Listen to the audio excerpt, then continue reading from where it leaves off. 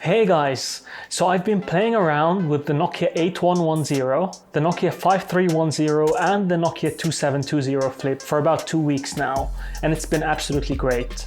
Let me explain why. But before we start, let me explain one thing very clearly. I am no expert when it comes to feature phones. This isn't a segment of the market that I'd be usually interested in. Seriously, I only picked up these 3 phones because of the way they look. So this video won't be a technical analysis on why these phones are the best feature phones. They really aren't. I just wanted to show you how they look and what they can do up close. So let's start with the design. Wanna know the easiest way to make somebody smile? Just give them an 8110 in yellow.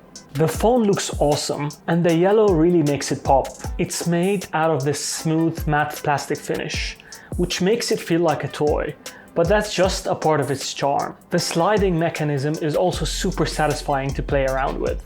I just wish it had springs like the original, which would make it open and close automatically. But either ways, check out that curve. It's called the banana phone for a reason. And even though it looks like it, the display isn't actually curved. For a feature phone, the display is pretty standard. It's just good enough. The keypad is also super clicky. If I was to complain about anything on the design, it's that the D-pad feels very narrow, so it can get quite uncomfortable when you're scrolling up and down. If you want very similar specs and performance, but don't like the design of the 8110, you can always pick up the 2720 Flip. Actually, picking this phone up and flipping it gives you this very intense feeling of nostalgia. The plastic build also feels very solid, although I'm not a huge fan of the glossy plastic on the back as it gets scratched easily and picks up fingerprints like crazy. There is this tiny screen on the front that gives you the time and some notifications.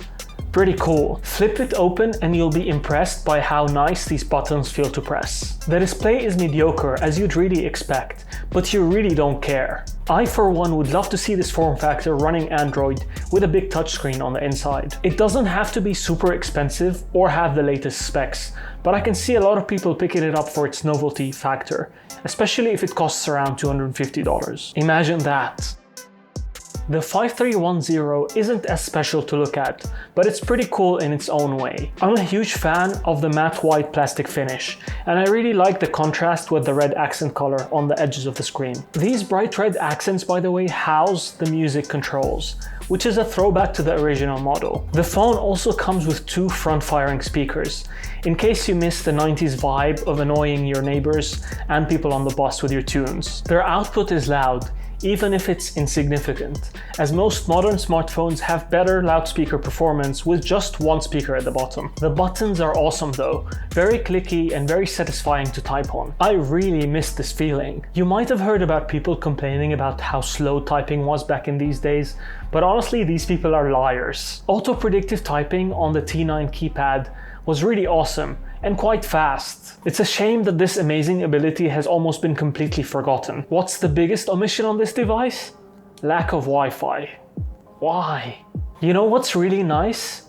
Having zero fear about using these phones without any case because you're absolutely not worried about dropping them and shattering your screen.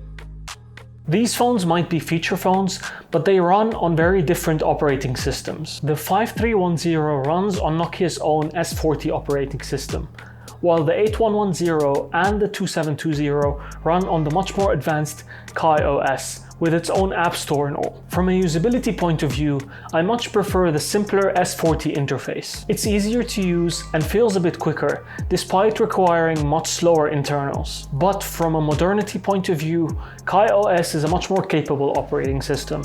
It just has a lot more apps, such as WhatsApp for example. You can find plenty of classic games on it, which are a fun time waster. Remember Tower Blocks? If you're curious, the 5310 comes with 8 MB of RAM and 16 MB of internal storage. Yes, I said megabytes. The 8110 comes with 512 MB of RAM and 4 GB of internal storage. The 2720 Flip matches that. All of these phones support SD card slots and dual SIMs. Either way, both operating systems are designed to be used as infrequently as possible. These are feature phones after all.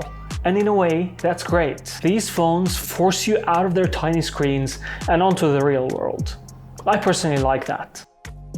Let's quickly go over the cameras. First of all, I'm very happy to report that all of these phones actually carry cameras on their back. But I'm not as happy to tell you that the maximum camera resolution on all these three phones is 2 megapixels. So yeah, both the 8110 and the 2720 carry 2 megapixel cameras on their back. The 5310 is a lot more special.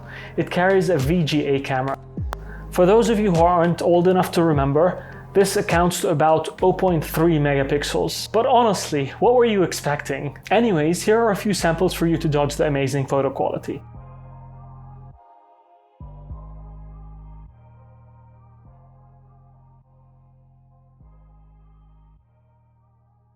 Don't even get me started on the video. I was trying to look up the quality of the output of these cameras, and on gsmarena.com, which has every single detail you can think of, it just says video camera, yes. Now, what these phones lack in camera and image quality, they more than make up for in battery life. This, in my opinion, is probably the most important factor in using a feature phone. You just don't want to have to worry about charging it all the time. All three phones do pretty well here, with standby times of up to 600 hours. This is in spite of having tiny battery capacities. I mean, the biggest battery capacity here is 1500 milliamps. What also helps here is that you really wouldn't spend 4 hours using these phones, the same way you use your modern smartphone every day. This makes them the perfect getaway devices. So you might be asking yourself, why do these phones even exist? I would say it's mainly a marketing exercise. These aren't phones that you buy to replace your smartphone. They aren't even phones you buy if you need a phone. I mean, look no further than Nokia's own feature phone lineup for much better options. But for me, using any of these phones brings me joy in a way that's very hard to explain. You pick them up and they make you smile. That, for me, is priceless. It brings me back to a much simpler era, in my childhood. An era where you'd pick a phone based on how cool its form factor is, and not just by looking at its spec sheet. Just don't go buying these phones for anything more than the emotions, or as perfect getaway devices for those of you with spare cash. Anyways, that's it from me. I hope you guys enjoyed this video. If you did, please don't forget to share, like, and subscribe, and I'll see you in the next one. P.S. If you don't subscribe, my cat is watching you.